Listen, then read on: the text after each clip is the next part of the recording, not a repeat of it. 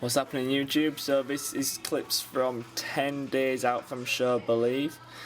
It was a chest and back session on a Thursday. Oh, here we go, I'm going to probably eat my words now. It's probably not 10 days out, it's probably close to 10 days out, maybe 9 days out. We'll have to double check. Started off with some flat bench press, just going high volume as it's chest and back. Yes, to somewhat degree, still want to focus on your strength. But due to two massive muscle groups back to back with each other, it's more about pounding the actual day and just hammering through those exercises. So flat bench press, 60 kilos, nothing impressive, 15 reps, then straight into some dual, straight into some low row, both at the same time.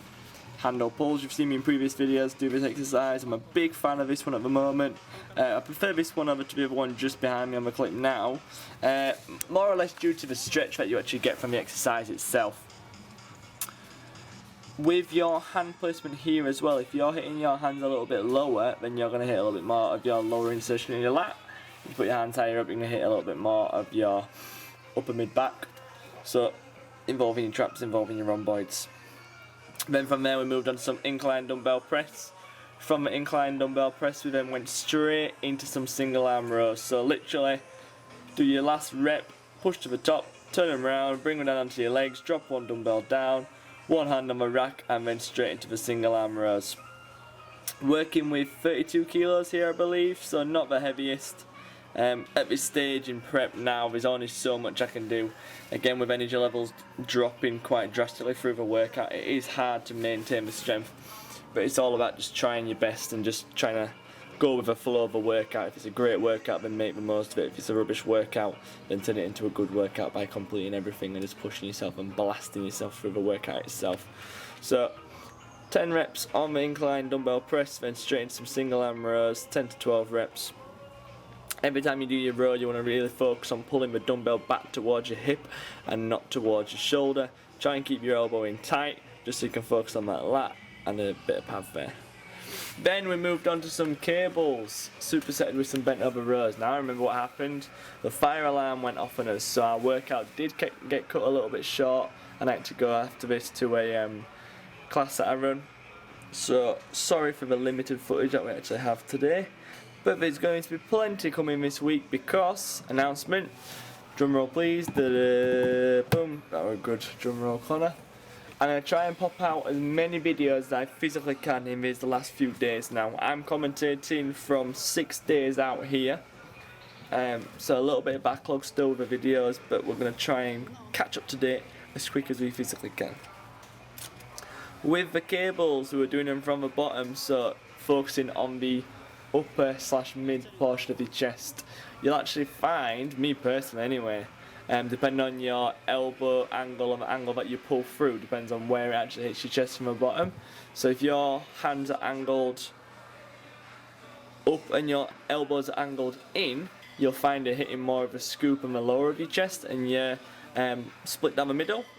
If your hands are quite flared and out to the side and your elbows are out to the side, it's going to hit a little bit more of your upper shelf and you might really feel it on your shoulders. Now this is something that you've never seen me really do on this channel, is a dumbbell fly. 2 reasons. 1, I'm not a fan of the exercise, and 2, I feel it a heck of a lot on my shoulder when I do it. However, when I go onto cables and do cables instead, I don't feel a single thing on my shoulder. Whereas the actual dumbbell fly itself is really, really uncomfortable.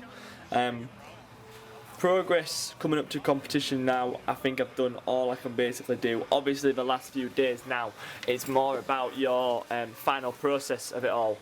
So what I basically mean by that is the carb load, sorry not the carb load, that needs to come second, Connor.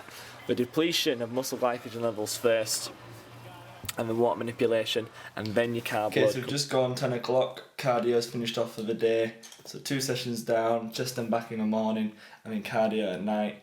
Hit a new personal best on my cardio today just then. I normally do a minute above, a minute over, roughly, every time I do the cardio, depending on how my legs are feeling. I did legs yesterday, and I also did my PM cardio, which was 20 minutes of Stairmaster last night. And I managed to take 3 minutes off my time today, which was really good. So I don't think it felt any easier. I just think I pushed myself harder with it because obviously we're coming closer and closer to the crunch date now. And it's one of those things where you just got to be mentally strong and just think of the bigger picture in the end of it. Like, I don't want to be doing cardio at 9:30 at night, 9 o'clock at night, and then being up, finishing at 10 o'clock, whenever I started, and because you get quite a good buzz after you've done your cardio. I'm going to take my shoes off, my feet are killing. You get quite a good buzz after your cardio, so I don't want to be doing cardio and then staying awake all night and not being able to get any sleep. But you've got to try and think of a bigger picture sometimes and what you're actually doing it for. You can do it with anything really, gym related, work related, life related. You've got to kind of think about, you've got to try and get that good balance. You've got to try and think about the here and now, but you've also got to try and think for the future as well and where you want to be in X, Y, Z, months, weeks, years. Set yourself targets as you go along, set yourself weekly targets, set yourself monthly targets, set yourself a year target, and then every time you hit that target, try and reevaluate it. So, for example, for me, cardio today hit a new personal best, so therefore I need to reevaluate my cardio and go, right, okay, do I need to keep at the same pace as what I'm doing now? Do I need to push it harder? Do I need to increase the distance? What do I physically need to do? So be constantly setting yourself targets, because if you don't have any targets, you don't have anything to strive and push towards, and you're not going to get as far as what you could do. Just a real quick one as well. I like to leave one of my last meals of the day till now, this time, just because once I finish my cardio, I know for a fact that in half an hour, 15 minutes, when I've settled back down again, my metabolism is going to fire up and I'm going to be so hungry, and I physically won't be able to get to sleep on a night. So yes, I know it's quite late, but I will be having something to eat. But that's how it's been working for me on this prep so far. I've been reducing my body fat levels, I've been reducing the number on a scale week in, week out. So yeah, I've hit a few walls here and there, but if it's working for me for now, then we'll take it and see how it comes. But I am nervous for competition, but it's good to have a bit of nerves. At the same time as well, I'm confident with what I'm doing. I feel as if I'm putting in enough work. I feel as if I'm working just as hard as what anyone else is doing. I'm not going to step on that stage and go, anyone's outworked me, because I know I've given it my all these past 12 weeks, especially the last 10 weeks, and a lot more time to focus on the actual comp and prep itself. So it's been hard, but we're almost there now. We're almost at the end of the road. So thanks for watching again, team. It's been good talking to you. So I'll catch you on the next clips, or I'll see you on the next video.